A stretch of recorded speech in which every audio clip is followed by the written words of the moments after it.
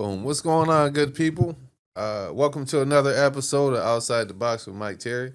Appreciate you guys. Come on, step outside the box. Come step outside the box. Appreciate you guys. Joined in the studio by the illustrious, the ever-present, the ambidextrous. I don't know. Now, give it up for Blacksmith 24/7, everybody. Yeah. Thank you. No problem, man. This is gonna be a good one, man. This is. I'm in a good mood. He's in a good mood. Blacksmith's in a good mood. Everybody had breakfast this morning. You know. We're gonna have some fun, man.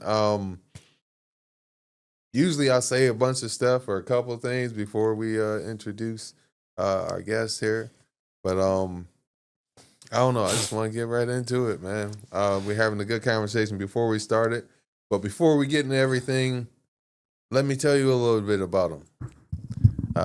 Brian is currently based in Syracuse, New York.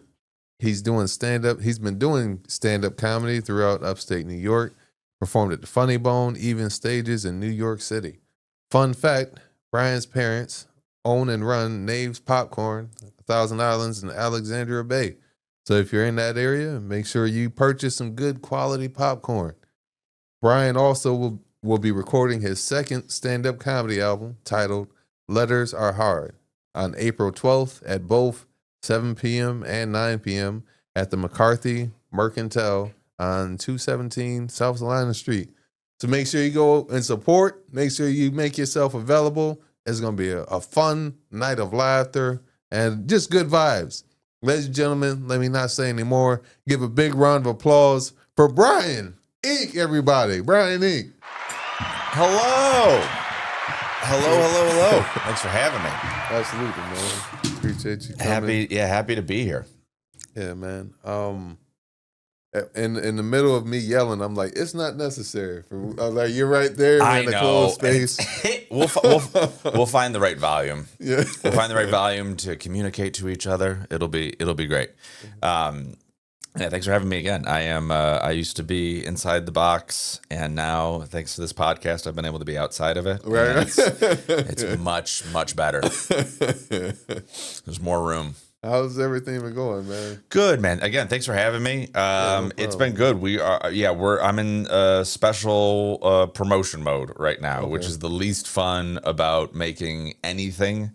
And it's just making sure that people know about it and show up and come, and everybody's been super nice. And the room's great. We're going to be in downtown Syracuse. McCarthy Mercantile is this cool space that has these has these little shops all over on the inside, and they have this great center space, and it's super fun. They've graciously let me record there. We got a great director producer, Mike Abbott, who's a local guy. We're gonna have a crew come in, so it's one of those things like we're doing so much work. The least I could do is go on a podcast that I like. Yeah. I make it seem like things are. I love the Tina Fey line. When they were talking about how hard comedy is, and she's like, "Some people work in coal mines." And it's anytime I start complaining about like sitting in a heated room and being like, "I have to talk about myself." I'm like, yeah, some people work in coal mines. So that's reminds me of people when after you perform, people walk up to you and they're like, it's so courageous what you do or whatever. Oh, I wouldn't have the courage. I'm like, I've seen anybody do it. I've seen a homeless man do 5 minutes. Yeah, you guys clearly don't know. And the homeless guy's the headliner. Like you have no idea who fills these shoes.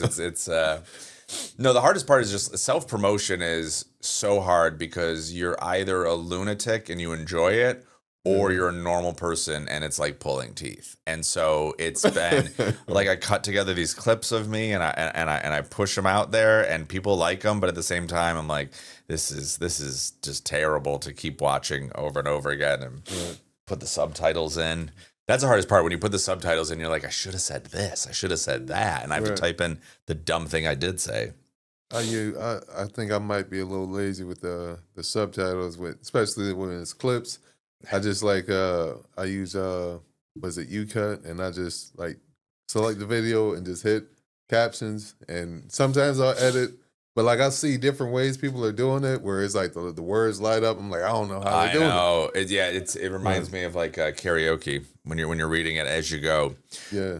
But yeah, it's again, some people work in coal mines, so this isn't the hardest thing in the world, but it's definitely my least favorite part of it. The more fun is just doing the show. This will be my second album, which is fun. There's definitely a lot I learned from the first one. But it is, shooting something like that is always a lot of fun, especially when it's just material that I really like, but I'm ready to let go of, and I'm ready to just be like, you know what, this is a great chunk. I really like this, and I want to record it, let it live somewhere, but then start, making a new, plant new seeds, start growing some different vegetables, if is the farming analogy. Would you have like any tricks of the trade as far as just continuing to write? Like, I mean, maybe it's just that simple. Because a lot of people watch this as far as comedians, aspiring comedians, or just people who are supporting and stuff like that. Maybe it could be encouraging to others. Well, I think it's the same way of like someone who, like a married couple, and they have that one story that they like telling at parties. And then at some point, the wife looks at the husband. She's like, enough. You've told that to everyone we know. And so jokes go the same way of you get excited about a new topic, you get excited about a new thing, and you start hitting it. And then you're like, but it has a peak. It has a peak where that joke is at its absolute funniest, where you're the most excited about it, where the way you wrote it is exactly the way you wanted to express it. Yeah. And then after that, it does get to that point where you're like, same thing with these bands that have a popular catalog. You see the Rolling Stones now, and they're all dead. And they haven't covered that news story. They're actually all dead, and it's a Weekend at Bernie's situation. Okay. But no, when they're playing the same song that they played 1,000 times, they're like, okay, here we go. And so I'd say for anybody who is doing stand-up or anything creative, you want to do it. You want it to be shared with people. That's all we really want. We want to be able to say something, get a response from people. That's why stand-up is so great, is you get an immediate response of whether this is working or not. Like the little I've worked in film or TV, the hardest part is driving home and you're like, is that joke gonna land? Like, is that gonna work? I have no idea. And you don't even know when the person's watching it at home either. So stand-up is the most immediate. Figuring out if what you're saying is funny, is resonating with people, is working. And so you just want to find so when you do that and it connects with people, that's awesome.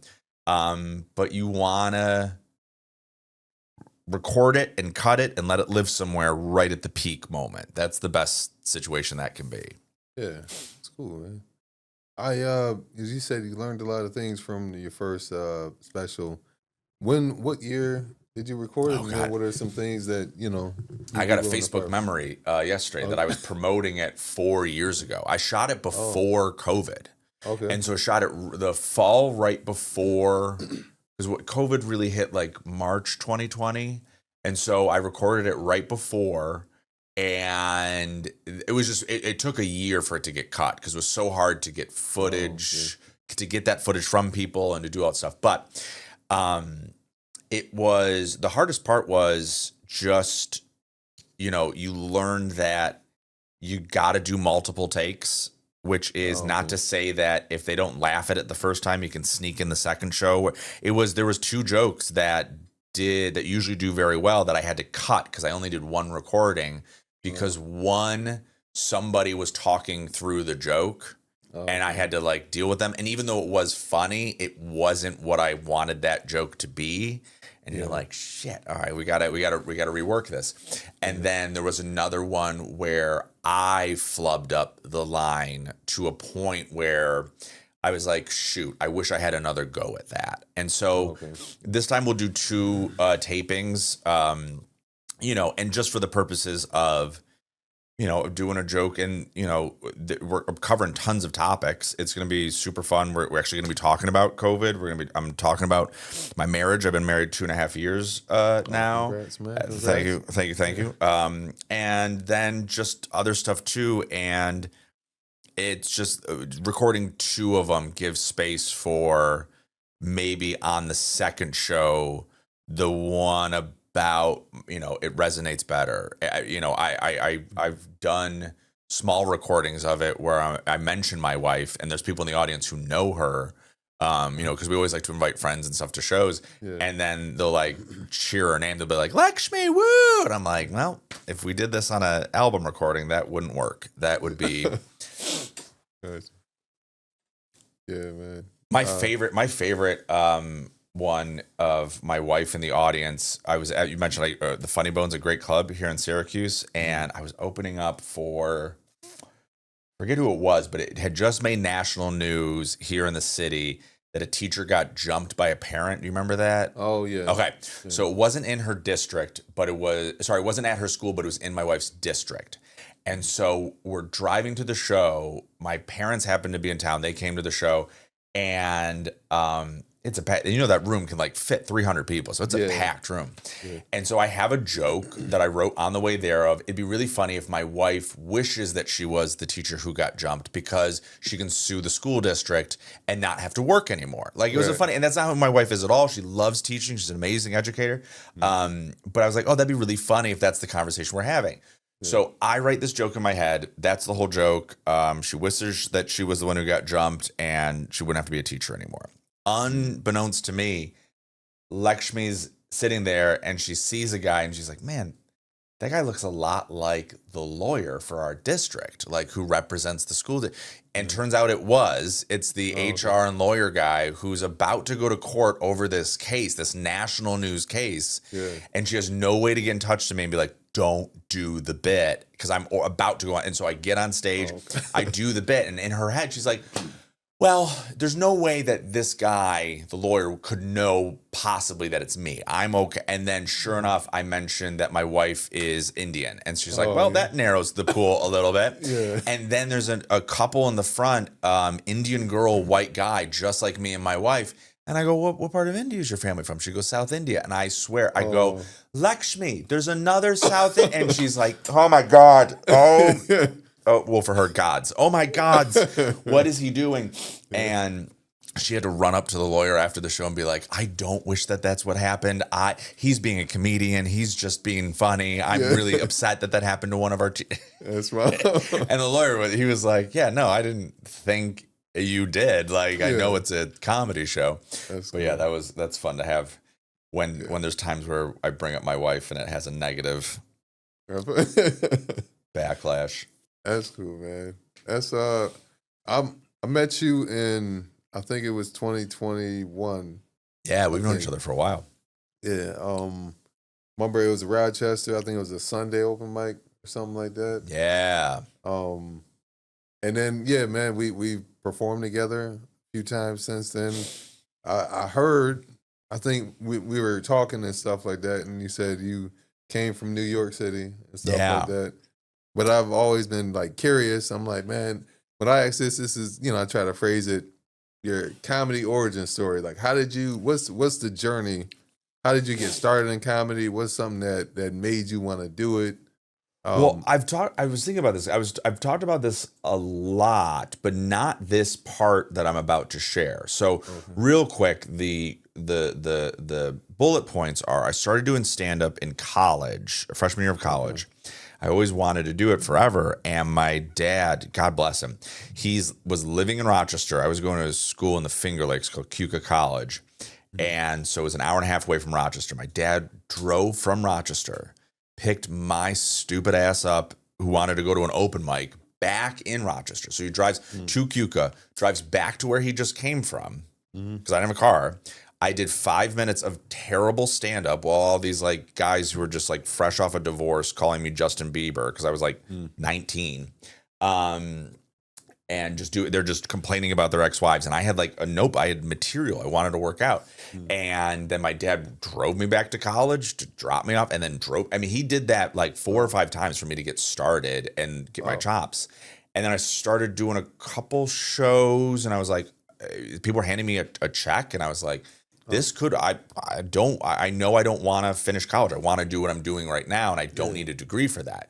So I dropped out of college, and then went to New York Film Academy, learned a lot about acting and film and all that stuff, all the while knowing I really just want to do stand-up, but this is like a pretty frame around what I want, my goals. Enjoyed that, and then got my chops in New York City, worked with amazing comedians and one of the best places to get good at comedy. But the part I don't often bring up is I originally started falling in love with stand-up and comedy when I was young, like in middle school and all that stuff. And we were talking about earlier how Monty Python Holy Grail is coming back. I always say that for me, Holy Grail, Monty Python was the Holy Grail.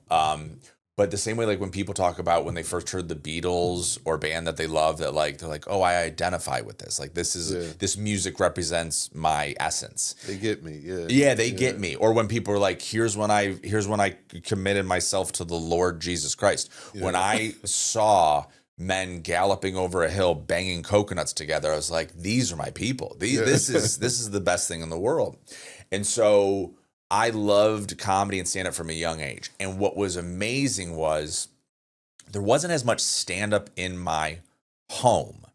I'm from Rochester originally, but like the big names came through. Like Dane Cook was a big comic at the time.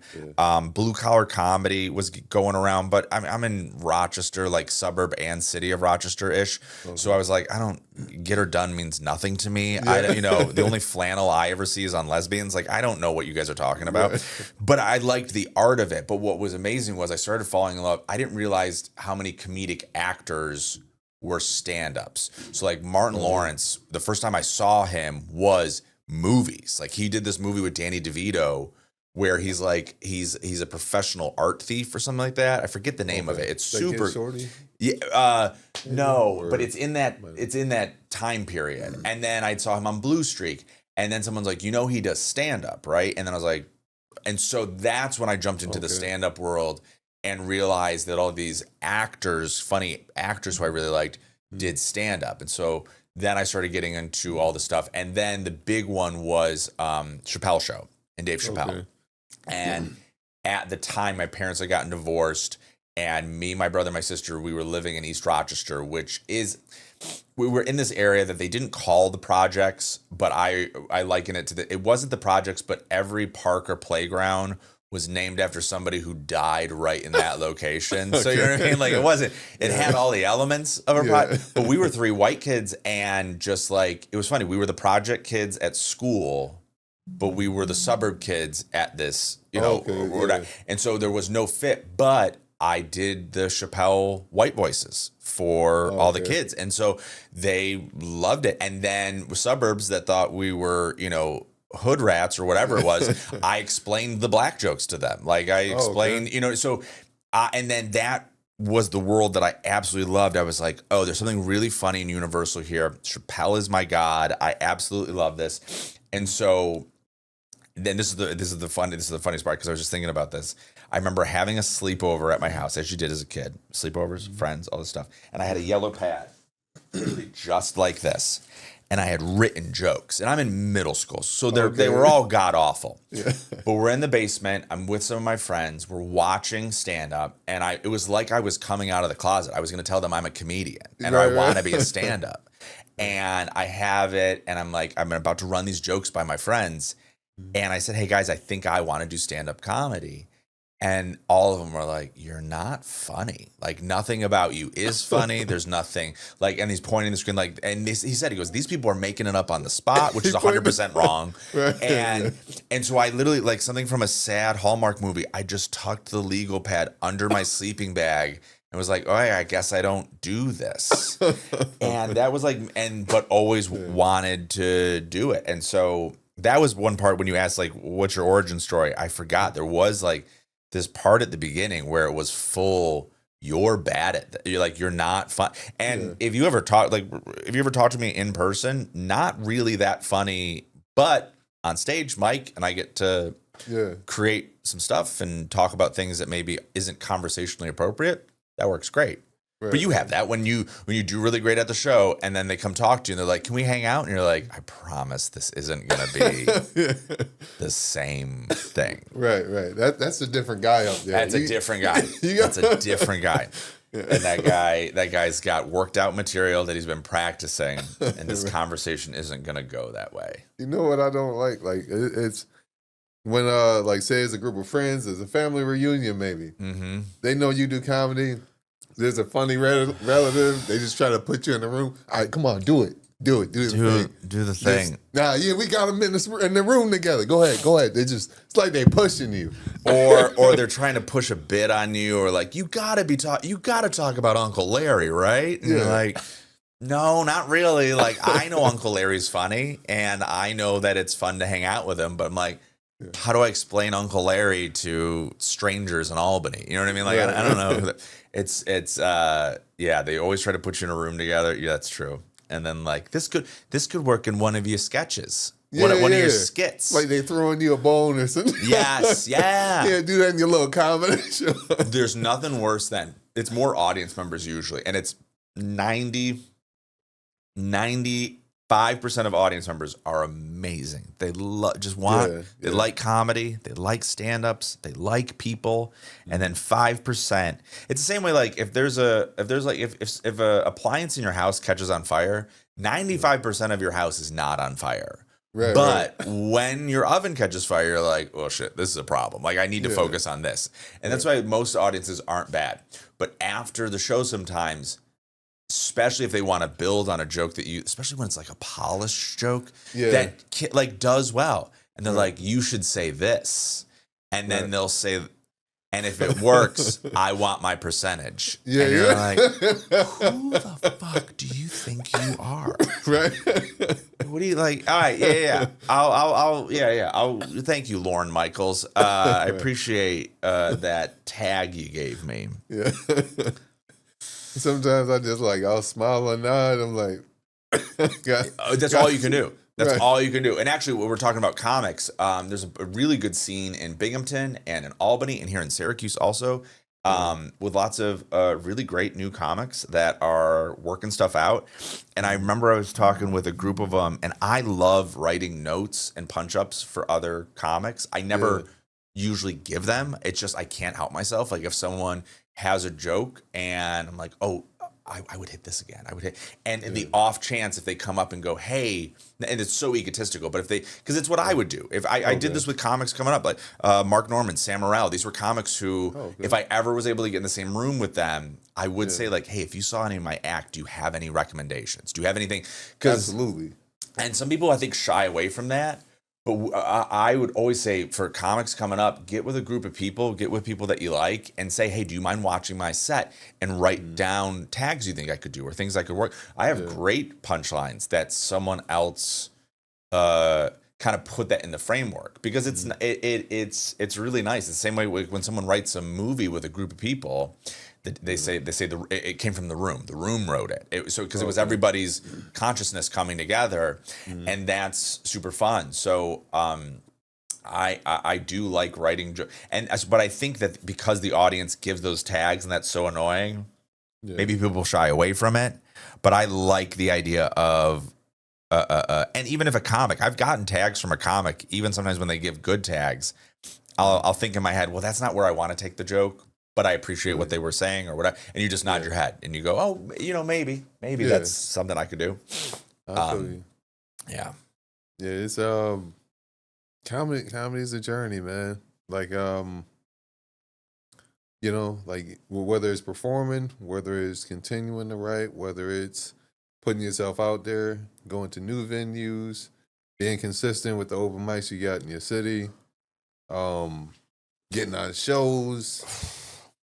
Your car breakdown. It is a freaking journey of ups and downs. Or you get a speeding ticket coming back from Waverly. Oh, God, that pissed me off so much. That was the other night I was in Waverly, and it's in one of those spots where it's 55 and then it's a hill where it's 30 and then it goes back to 55. Yeah. And the guy's like, I caught you doing 50 and a 30. I was like, where? He's like, that hill right there, it's a 30. I'm like, oh, okay. Yeah.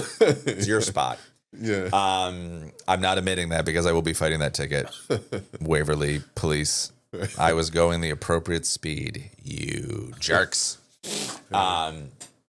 But I actually at that room, Legacy Lounge, which is a great room. It's super fun. I was shout out to Legacy. Shout out to Legacy. Was talking with the owner, and we were talking about that, about how stand up, it can be really hard. But he's got 2 kids, and I remember he was just saying how painful it is to watch comics learn how to do stand up, like going from 0 experience to some. Yeah. And I was like, you have 2 kids, right? He's like, yeah. I go, do any of them play an instrument? He goes, yeah, everyone plays piano, one's learning something else. And I go, when you listen to them learning, it's painful, right? He's like, oh, it's awful. I go, stand up's the only art form where you have to do that painful practice in front of people. Yeah. There's no, you can work out your act and you can write stuff and you can watch other performers, but you don't get better without a live audience. Right. And that's the only thing that, like, it's the only art form that has that type of thing. Yeah. It's interesting, too, because, like, generally, we need each other as people and whatnot, as a society. But, like, I've tried to think about it, like, is it possible to do comedy all on your own? But it's like, it's not, because you still need the feedback. You need people to invest in you. You know what I mean? Not stand up. I don't think you can do comedy by yourself. And we were talking about with like Bill Burr's podcast. That's him by himself. Yeah. I know Carmichael. I forget who it was. But there was a comic who did, and I think it was pre-COVID, but he did it no audience, and it would. But then that pushes into more of a one person show. Or a long monologue or something like that. And there's times where stand-up like grooves into live performance art and live performance art. That's when people are like, why is it all these comics with all these emotions? They're like, well, it's a little bit like a classical... I played saxophone growing up. You can play in a jazz band and you can play in a classical band, and sometimes there is crisscross, and that's all it is. Is there's some crisscross of something more traditional, like a artistic 1-person show where they talk about their parents' divorce and their sexuality or whatever it is, and that sometimes can groove into, like, I really like Mike Birbiglia. He's a great stand-up comic, but he's also someone who does things that could touch up against one-man shows because it has an overall story to it and it has some sensitive emotional material, but tons of jokes in it also. Yeah. And then there are people, I think, who see that, who go, I'll do a 1-person show that has jokes, but it's more 1-person show than it is jokes. And there's places for all of it, Yeah, cool. One thing I'm like, pardon me, I don't mean to be coughing into the mic. One thing, like, I do enjoy about comedy, and I'm trying to get back to writing more consistently, is, like, I've learned, like, as you continue to grow, as you continue to, get better at comedy, I've learned that, like, your writing improves and stuff like that. Like, one time I was looking over an old joke, and then I was, like, able to find, okay, wait, I could go here with it, I could go here with it, stuff like that, and then next thing you know, you basically got a new joke. Oh, God, yeah. And that's every art form also. Like, Blacksmith, I'm sure you've looked at stuff that you've cut together or produced in the past, and you're like, what was I doing? What was I thinking? And now you just see how much stronger you are. Yeah. And I still do it. Even now, I'm like, I could have did that. Next time, I'm going to try this instead of that. Exactly. And it's the same thing with jokes. Or you watch material back and you go, especially when it's like a current event. Like I have a joke. I mean, I can do it now because it's not that big of a deal. I did a joke about how I tried to order a car bomb at Trump Hotel, and for some reason they got mad at me. And then I did these jokes about Cybertrucks and stuff like that. And it's still kind of, but it's leaving that place. And I'm sure in 2 years I'll go, damn, I wish I did this about that joke. Right. But now it wouldn't make any sense to bring it up. So. Especially topical jokes, you go, shoot, I wish I approached it from this angle. That would have been funnier. Yeah. And so that just means if you're ever satisfied, that means that the shit sucks. Yeah, and it's not getting better. That's where when you see directors or bands or stuff like that, you're like, man, why did that fall off? It's like, because they thought it was great. Right. Anytime it gets great, it's terrible. Yeah. That should have been the name of the album. Anytime it gets great, it gets. All I think about now is album titles. The album is called "Letters Are Hard," April 12th at the where are we again? The Mercantile. McCarthy Mercantile. Sorry, Yeah. I always want to say Mercantile McCarthy. McCarthy Mercantile, downtown Syracuse, 7 p.m. show, 9 p.m. show. Tickets are available on Eventbrite. Is there a story behind the name, the title of the name? Yeah. I mean, it's the first special I did, I called The Firstiest, because so many stand-up specials, there's a name to it, and then that name is a joke in the special. And I always thought that it was kind of funny and silly. And on the first one I say, it was like, they'll be like, the comment will be like, and that's why I'm a bad boy. And you're like, oh, that's why it's called Bad Boy. That's why. And it always felt kind of silly to me. So at the beginning of the last special, I go, this special is going to be called Firstiest. I'm telling you this now because I think it's a little weird when people incorporate, like, I just don't feel comfortable doing it. Okay. And, but now this one, I do have to approach that challenge of going, okay, well, what's the joke here? What's the album title? And the joke is just based around how my wife is born in the Bronx, but her family's from South India. And Indian families want their kids marrying Indians, and not even like it's got to be the right kind of Indian. Like if you're from the wrong, if you're a Nair, you can't go marry a Patel. If you're or if you're from Kerala, like my family, you can't marry Gujarati. Like that can't happen. Meanwhile, they got 2 cousins marrying Gujarati. And like that was a big deal. And here's my dumb white ass being like, wait, what's the difference? And they're like, well, no, there's, centuries and generations of difference and all that stuff. But the family was like, listen, you can marry a Gujarati, but you white boy? No, not at all. And so my wife's family, which for the most part, they're all cool with me now, but they wanted her marrying an Indian doctor who preferably, won a spelling bee. And I am a white college dropout who's severely dyslexic.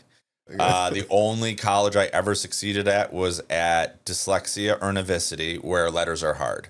And that's where the joke comes from. And it is funny how, I don't know if anyone's, everything's on a spectrum now. There's mildly dyslexic, and then there's like severely dyslexic.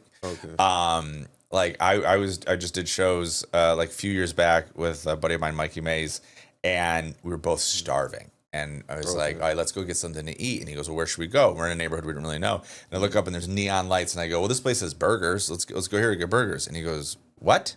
And I go, this. And I look back up and it says drugs. And because that's what a dyslexic brain does. It literally rearranges the letters. Wild. And because I was hungry, I was thinking burger. Like it literally will. Wow. It's such a bizarre thing. And so people who have it know, like you'll be reading out loud. And my poor wife, she sees it. She's like, what did you just say? I'm like, well, and then I'll see what I was supposed to read. And so literally letters are hard is because my whole life, letters have been very hard. And my poor wife's family is like, this is far off from what we hoped for you. That's wild. Yeah. Like, I won't include blacksmith. I'll just say one day I want to date an Asian woman. I love all women. I love all women. It's just, I'm curious. Like somebody told me, like, hey, you got to find the right place where there's an interest for that. Like I think they said Canada or something like that, where it's like they love, they're a little more open to it. Like, is there any advice? Any advice to somebody who's trying to date interracially? Well, I'm not saying, once again, my bad. Not saying I'm just saying, hey, I want to try that ice cream real quick. I just want to see what the ice cream, what texture it is. That's it. That's all. And hey, if I buy the ice cream, I buy it. I'm just saying. I've had vanilla. I've had chocolate. I want some General Tso ice cream. What? First off, don't compare them to ice cream. I can tell you that. That's not going to work. Yeah, let's cut to the white guy about what he interracial dating. But no, I mean, for the most, and it's a huge part of my act. Most, especially throughout my later 20s, and especially when I was younger too. Like I mostly dated black or brown or age. I dated outside my race a lot, and it's not that. It wasn't a fetish. It wasn't something that I was like, I got to check a box. It was just I grooved better with non-white women, and I've dated lots of white women. Like I dated white women in the Bush administration because legally you had to. Okay. And but I just always got along better, and the dating worked better. And I think it's the same thing with my act. Like when I was doing stand-up in New York City, I always did better in black rooms than I did comedy clubs. Okay. Because there was an immediacy, and with black audiences, one, if you're not funny, they don't give a shit. Yeah. You could be everyone's cousin. If you are eating it, they don't care. They don't care at all. So I like that idea of if I knew that I was doing well because they liked it, because it needed to be good. Yeah. And then on top of that, there wasn't a disclaimer I had to do before the jokes. White audiences are actually a lot harder because I have to do the white guilt disclaimer before I do the joke. So when I was doing jokes about having a black girlfriend, I would have to do the disclaimer where in a black room, I could just be like, yeah, when we're hooking up, I know not to pull her hair. And that joke immediately would do well. But then I have to go do a wig weave explanation to the white crowd. So in my relationship also, it was nice just to get to the goddamn point. And I always had that. So to answer your original question, how do you get an Asian woman? First off, just know to take your shoes off before you go into the house. That's my wife said that to me literally yesterday because I had my shoes on, and she was like, "Baby, is this a White House?" Because she's like, this is a brown house. Take your goddamn shoes off. And because whites, we wear sneakers inside. We wear our shoes inside all the time, and it is dirty. And I now know how dirty it is, but I just grew up with it. I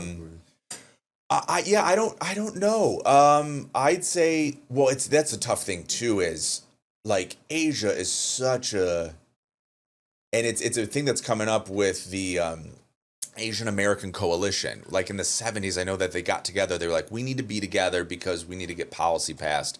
But looking at it now, they're like, you can't tell me that Japan and India are at all in common. There's no, except for it's in the certain continent. You know what I mean? Like, by the way, if you ever want to make a Russian angry, tell them that they're Asian. It's hilarious. They're like, what did you say? I'm like, yeah, you're Asian. They're like, no Asian. You're like, you're majority of Asia. Like, what are you talking about? Just as a footnote, if anyone wants to make a Russian angry, tell them that they're Asian. They lose their goddamn mind. But yeah, I would just say, yeah, interracial dating, it works for me. It's a better fit, and but again, white women, it's nothing wrong with you. It's just every time my experience with white women has always just been dimples and disappointment. I don't know. It's the joke, and I talk about this on stage. Like, I was raised by white women, so I was always like either getting detention or getting grounded by white women. So like it put that imprint on me, and I was like, oh, black and brown women don't do that to me. I'm gonna go that way. Yeah.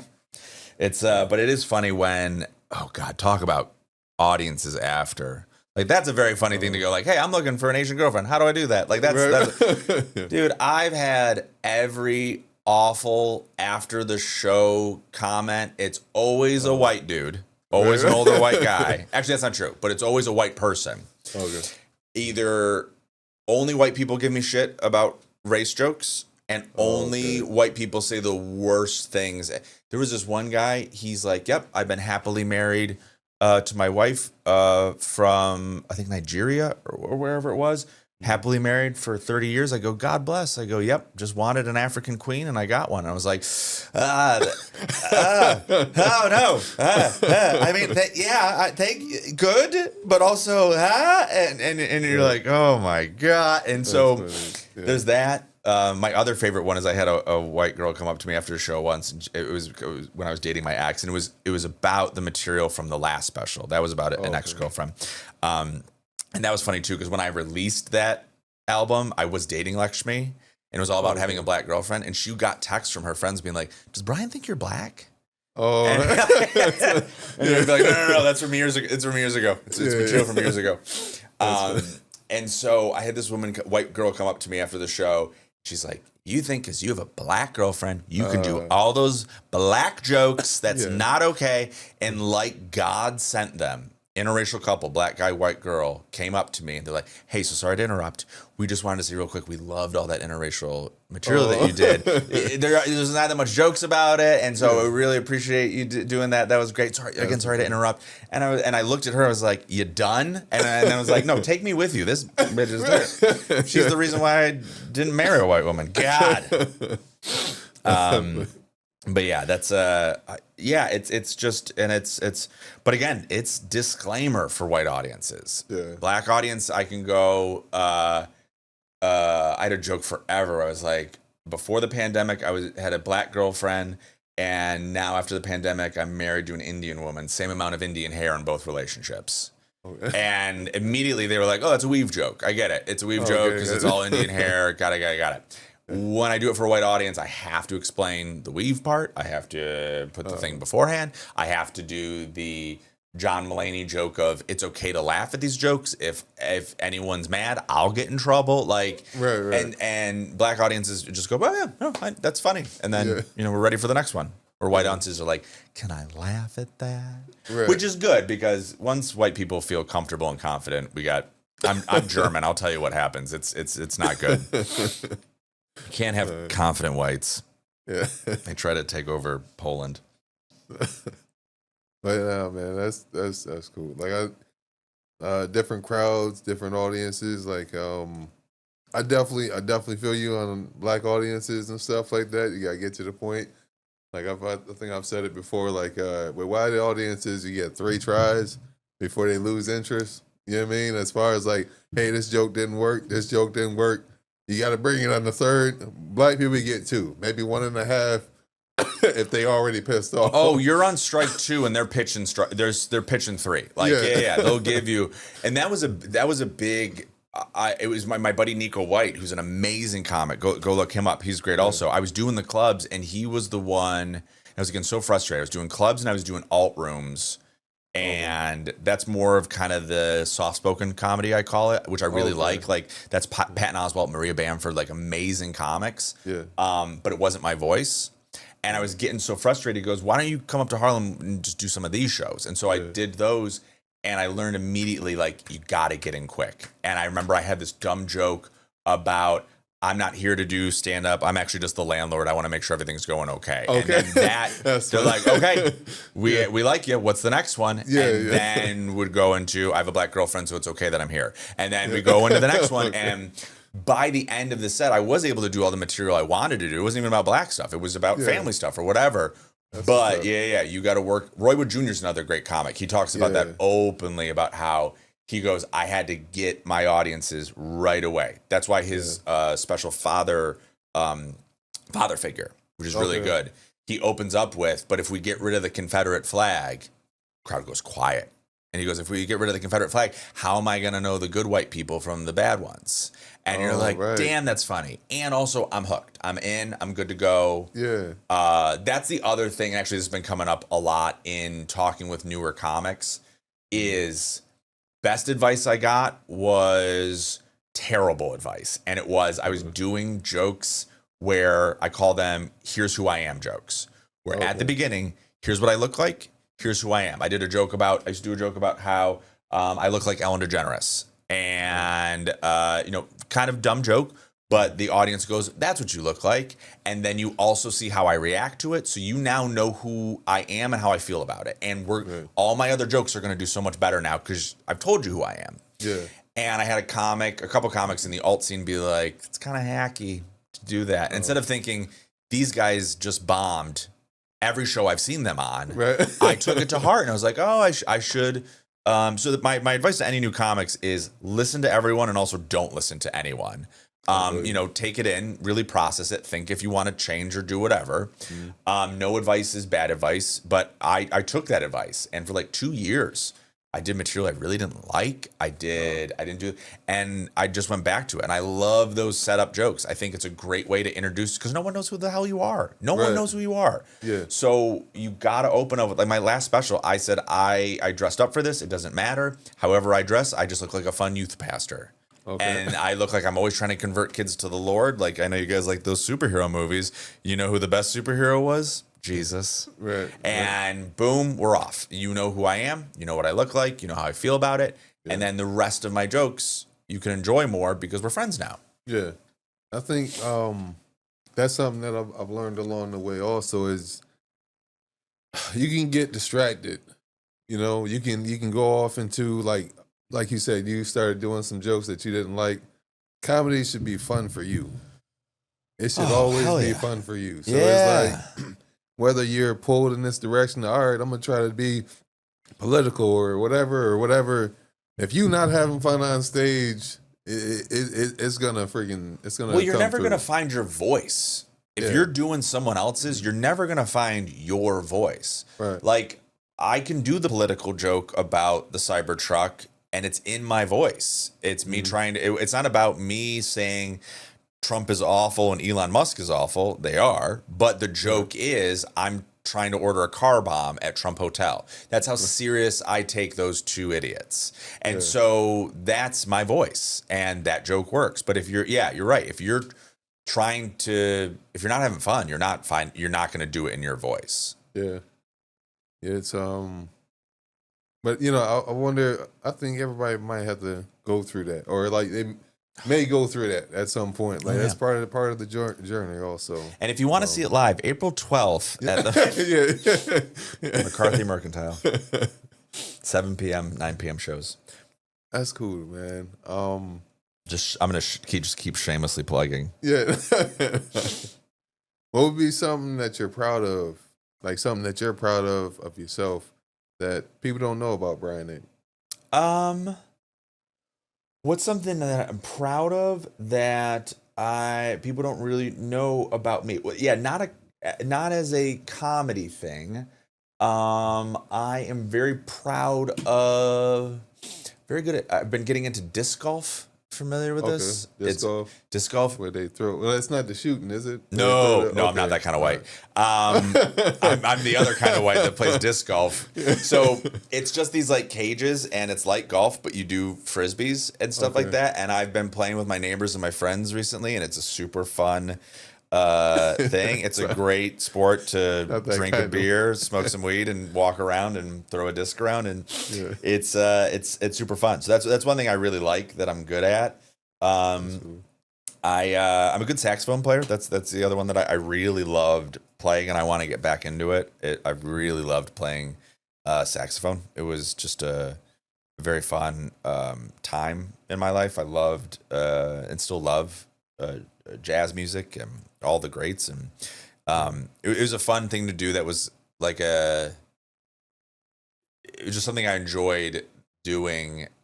It's always easier to do something that you're naturally good at. Like I always wanted to be like, I think people who can draw and paint and artists are like not human. It's unbelievable that they can do it, and I always desperately want to. And every once in a while, I'm like, I'm gonna start sketching again. Let me see, and it's awful. It's so bad. So I like saxophone. I'm good at disc golf, and I give up on things that I'm not good at. It's hearing you say that is interesting to me, because there's certain times when I see other creative people, kind of like you said, painters and stuff like that, and I'm like, how do they come up with these ideas? But similar, like with comedy or with sketches and stuff like that, I think sometimes. Like you'll be just watching something and an idea will come to you and stuff like that. Or, you know what I mean? Whether it's stand up, whether it's podcasting, or whether it's, whatever. But that's just, I feel like for me, sometimes my best ideas come to me naturally. I'm not like, at home trying to write down the jokes or whatever. And then, but everybody has their own, their own process. Well, I think sometimes it's got to be both. Not to cut you off, but I'm sure, Blacksmith, any person who's listening right now who's a creative person or someone, and not even creative. It's if you're working in sales or if you're a teacher or if you are trying to get a degree, you know that there's days when the work comes easy and it comes naturally and it flows out of you. It's flow state, and people try to get to that flow state. That's really great. Yeah. And then there's days where it just sucks. There's weeks, months, years where it just sucks. Yeah. And you got to trudge through it. It's the analogy of a 99 chops on a tree. They're painful. That tree is not tipping over, but you don't give up because it might be 100, it might be 101. That's when the tree comes over. Yeah. And you feel like it's day 100, day 101. It wasn't. It was 90. It was 75 when you didn't want to do it. It was day 46 when you didn't want to do it. Yeah. That's those chops are people who were getting in shape. Same thing. It wasn't the day that you weighed yourself where you lost, 10 pounds. It was the days where you were putting in the work and you didn't want to. Yeah. And I do not work out, so I have no right to say anything about the health world. I can talk about dating Asian women. I can't talk about working out. That's I remember I tried going on. I went on a diet, right? I did keto, like 2020. I was like, man, enough of this, man. I had a coworker who was exercising and stuff like that. And I'm like, all right, man, give me the wisdom. What's the diet that I can do this? I want to lose this stomach and all that. And we did keto. We did it for a few weeks. I did it for like a month. And then I just ate everything. And I was so hard. I was like, man. It's got to be incremental. My wife's gotten really healthy and is doing a lot of working out and healthy eating. And it's got to be incremental. You can't do it all at once. I remember when I was a smoker, I wanted to give up smoking, drinking, and start working out all at the same time. And I did all three more when I wanted. Because and what I should have done was like, okay, I'm going to stop smoking. But I'm going to keep the other stuff because I can only fix one, and I'd say also, like, I'm a person, I hate working out. I had to put a TV in our gym, and I literally call it watching TV, where I'm like, I'm going to go watch TV, and I put on a show that I like, I start walking, and then I can get into a run, or game. Like, that's the other thing is if volleyball, basketball, whatever it is, I could play basketball for 3 hours. If I start running, after 5 minutes, I'm like, this is so dumb. Let's end this. That's what I thought I was the only one. Yeah, it's like in my head, I'm buff. You know what I mean? Like I have the potential to be buff. Oh, yeah. But it's like, man, that's something I am in the process of practicing, just doing it anyway. Like I seen a clip or something like that. Someone was saying, he was kind of doing a TED Talk, and he was like, just do it. You know what I mean? Like, what if you're scared? Do it scared. What if you're, tired? Just do it. Just do it. Because that's how you build the discipline and the consistency. And that's what, like you were saying with the 99 chops, that's what propels you. So it's, and it's just, because I know, like, for myself, sometimes, like, every comedian loves having the perfect performance. You got it recorded and stuff like that. You know what I mean? Your family was there. But like with comedy, even every set isn't perfect. Every set isn't all you should have been there. I might have had like maybe 3 out of 5 jokes did great. Yeah. The other 2, hit or miss. But and those ones that don't go as well, I think that there's something really to be when I'm in it. Like I was featuring for Jim Norton when he was in town, and he actually had a good. He's becoming a bit of a health guy, and he said this great line just to go back to it. He goes, "You can't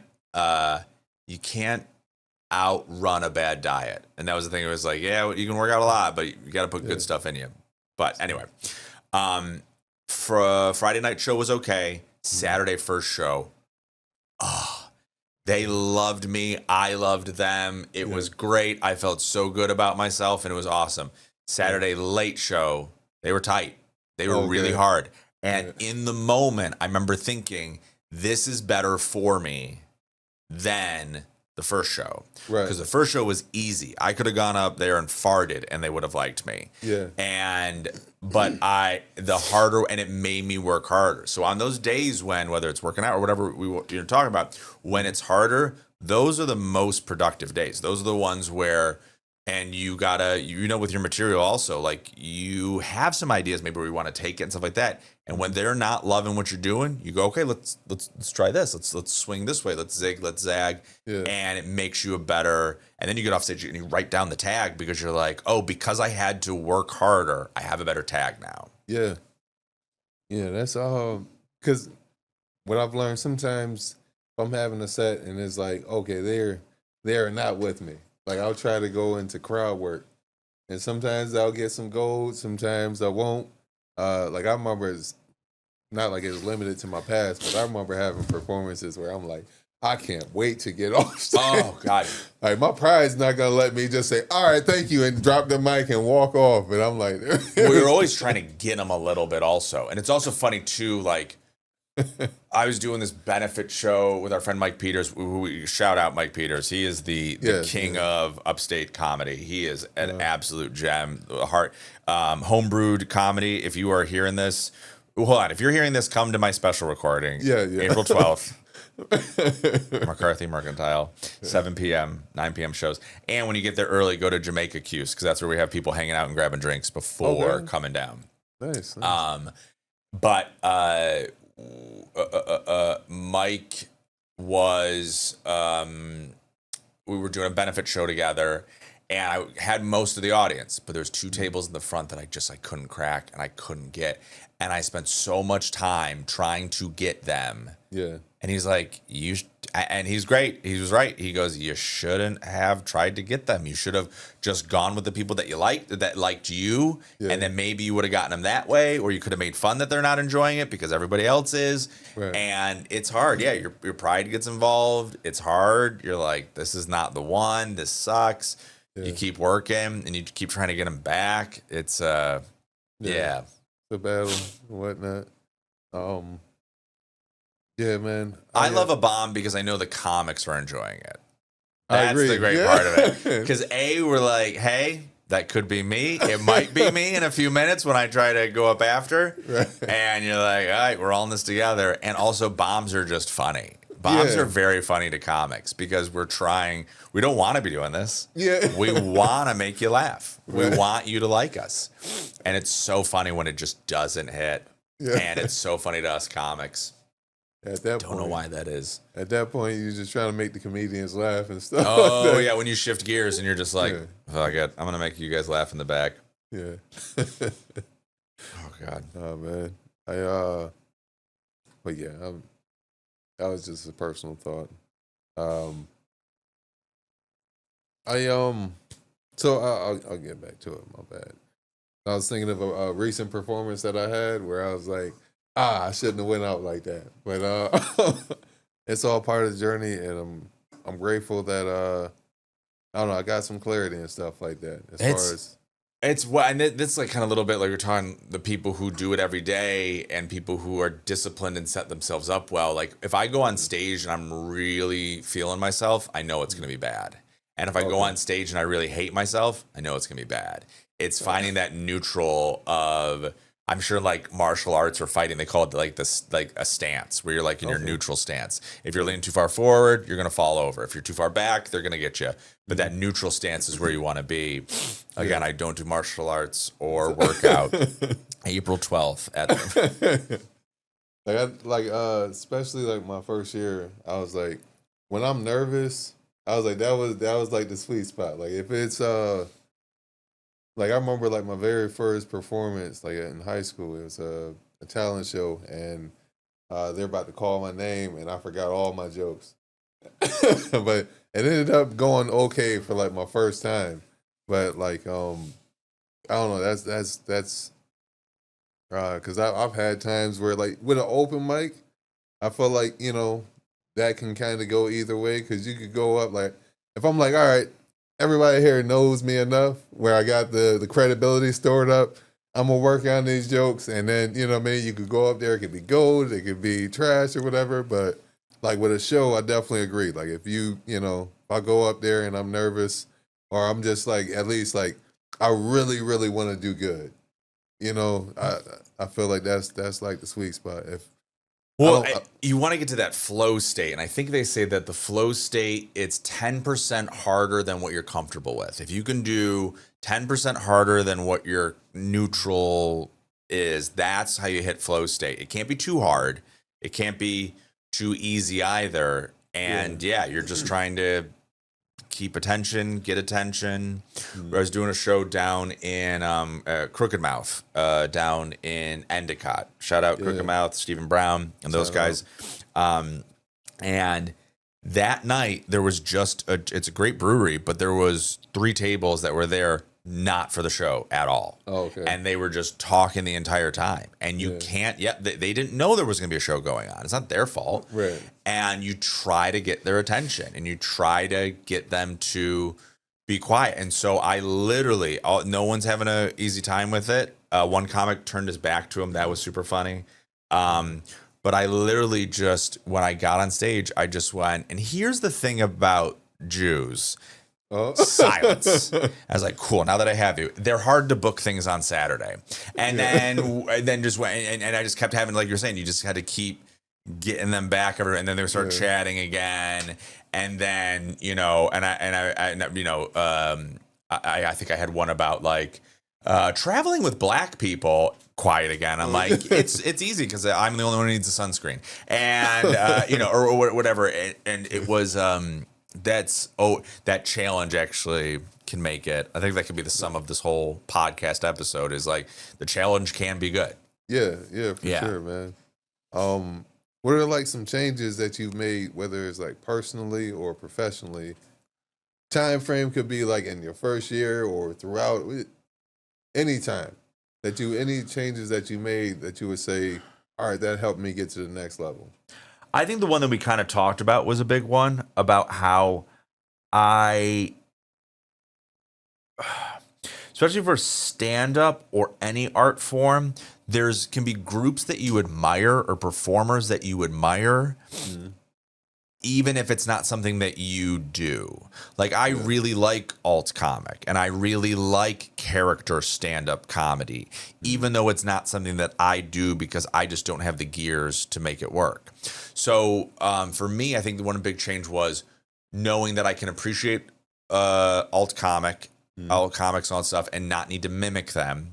Right. And again, like we talked about, I think the big change was chasing what makes you happy and chasing what you enjoy doing, and that's the best place for the art form. I think in my life, when challenges have come and approached me, and this is new, is leading with it's your fault and you're the problem, and then working back from that. That's been a big thing of like not getting a gig or making that person mad or something like that. And not in a self-sabotaging way, but it's easier to go from a place of that's probably my fault and then rethinking it and go, you know what, that's a little bit of them too. Or it's a little bit the circumstances. It's much easier to go that way than go, no, I'm not at all at fault here. And then figuring out where it is your fault, how much percentage of it is. I think that's been something I've changed about myself in the past, is go all the way to the bottom. You're the reason that this happened, and then work your way up while you're thinking about it. I feel you on that one, man. Go to the root cause. Blame yourself before you blame someone else. And it's an easier way to get to the truth of the situation. Yeah. I feel like I might do that a little too much. Blaming myself, but no, and then you have people who are probably listening right now. They're like, I blame myself for everything, and it's terrible. And you're like, don't balance. Yeah, what's the balance? It's like the stance of like, don't be too far forward, don't be too far back. Yeah, be balanced. Yeah. So before we go, April 12th. Yeah. It's a Saturday, 7 p.m. show, 9 p.m. show. Tickets on Eventbrite, downtown Syracuse, McCarthy Mercantile. And All the proceeds are going to charity. Just trying to get butts in the seats, man. If you don't go, you don't care about charity. Listen, the world's crazy right now, okay? And we could all make it a little bit better if we come to my show. And if you just come and get a ticket, tell me what you want me to donate the money to, and I'll just donate your ticket to whatever cause you want to send it to. If you want, and listen, if we raise enough money, Mike is eventually going to be able to date an Asian girl. What we'll do, we're going to finance his international tour, and we're just going to send him overseas, and he's going to be able to work out race relations in Asia. He's going to go over there, and they're just going to keep reciting Wu-Tang. Right. Any other gems of wisdom that, whether it be you learn from experience or was passed on to you, that you wouldn't mind passing on? I think right now it's crazy. We're very it's a very crazy, insane time right now. This is the only thing that's like, being in Syracuse is interesting because I lived in New York City for so long and everybody was so liberal and so much the other side. There's a point where it even like bothered me a little bit. But I think going forward, my gem of wisdom right now is find the things that help you become a better person. Find the things that you really enjoy. Find the people who you really love. And then as much space as you can give for grace, forgiveness, and kindness, give that as much as you can because it will result better. Like I've had people who, everybody knows. I mean, I look like I just came from the lesbian women's rally. You know what I mean? Like I look like, they're like, listen, lady. I'm like, I'm a man.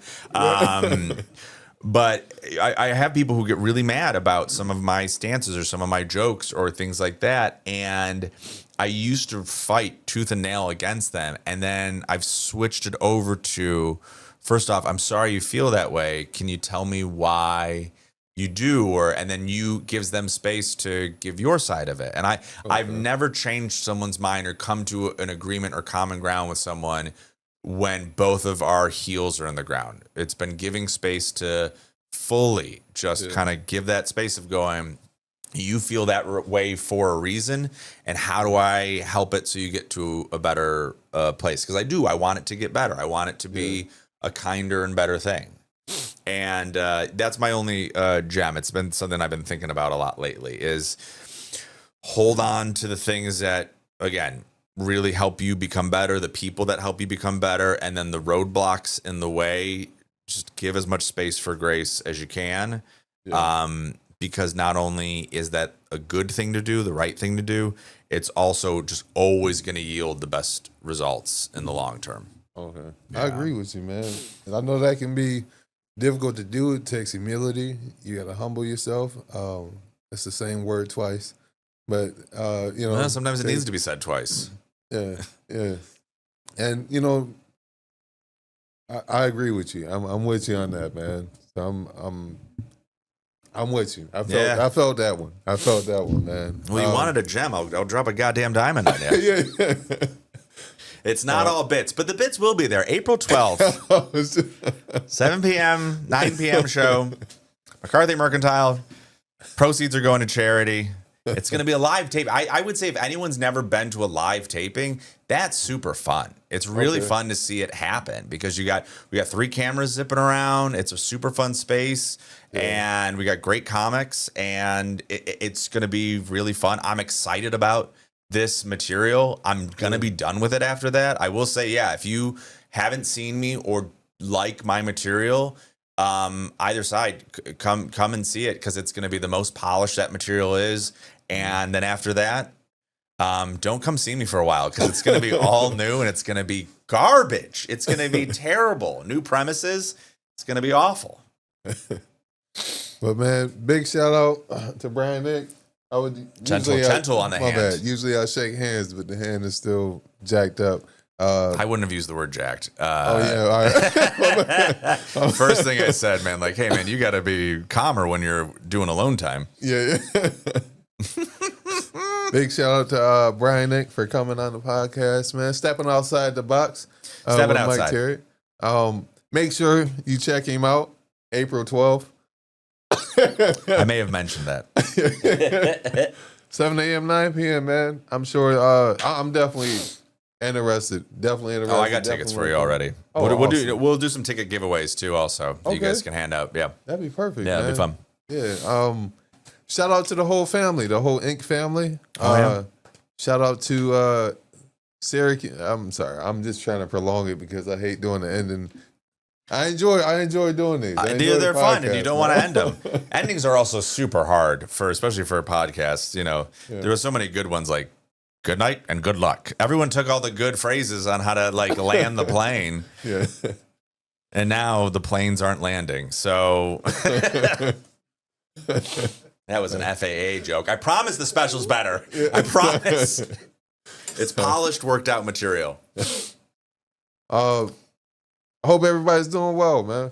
Hope everybody's doing well, mentally, physically, spiritually. I hope you guys are winning.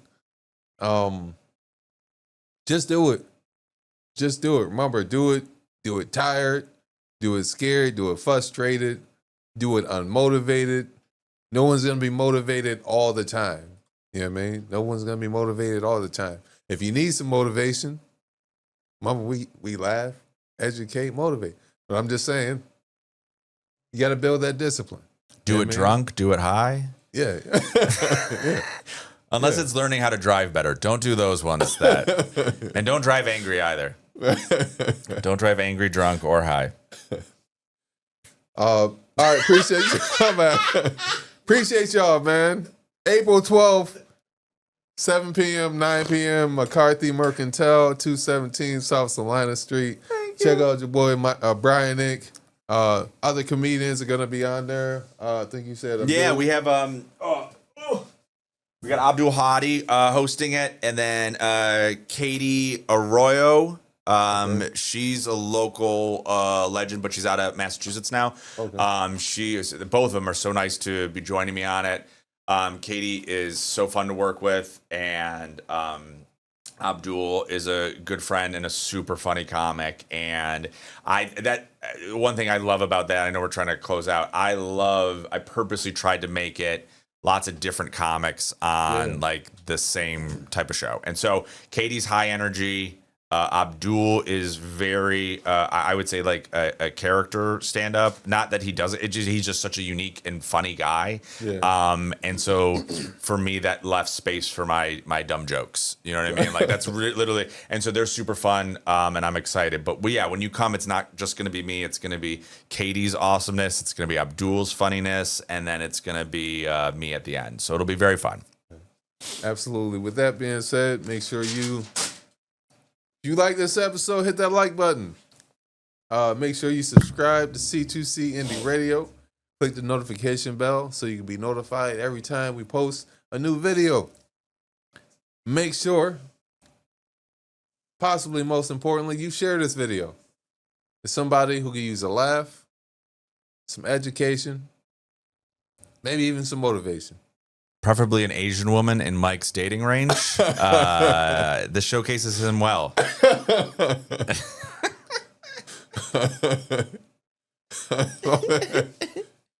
Give yourself a round of applause too, man. Because at the end of the day, you just stepped outside the box. Peace.